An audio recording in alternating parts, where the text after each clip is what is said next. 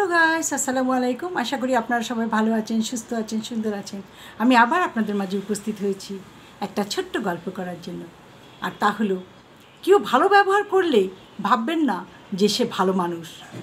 কেউ কেউ আপনাকে ঠগানোর জন্য লুকিয়ে রাখে তার আসল মুখোশ। মিথ্যা আশা দিয়ে কাউকে অপেক্ষা না রেখে সত্যিটাই বলে দূরে রাখাই ভালো। আমার কথাগুলো যদি ভালো লেগে থাকে সাবস্ক্রাইব করে বেল বাটনটা টিপে দিন, বেশি বেশি শেয়ার করুন।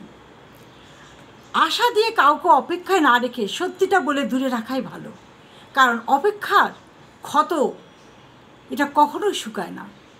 মানুষকে আশা দিয়ে রাখলেন কিন্তু তার সে আশাটা পূরণ করে দিলেন না, এটা খুব খারাপ। কারণ আপনার কথার আশায় আশায় থেকে সে একসময় নিরাশ হয়ে যায়। এই আশার ক্ষতটা তাকে শেষ করে দেয়।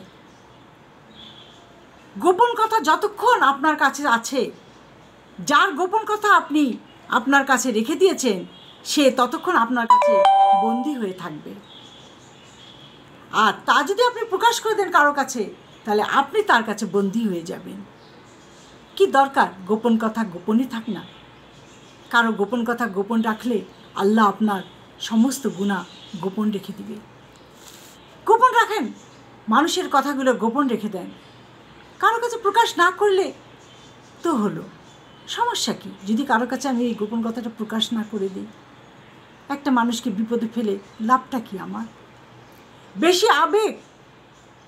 বেশি আবেগপ্রবণ হওয়ার ভালো না। মানুষ একটুতে আবেগপ্রবণ হয়ে যায়। এই আবেগপ্রবণ হওয়া ভালো না, কারণ বেশি আবেগপ্রবণ মানুষ হলো প্রিয় মানুষের অবহেলায় অবহেলিত হয়ে একসময় মানুষকে ভালোবাসতে ভুলে যায়। বেশি আবেগপ্রবণ মানুষ তার আবেগপ্রবণের কারণে প্রিয়জনের কাছ থেকে ধাক্কা খেতে খেতে অবহেলিত হতে হতে এমন হয়ে যায়, পরে সে মানুষকে ভালোবাসতে ভুলে যায়।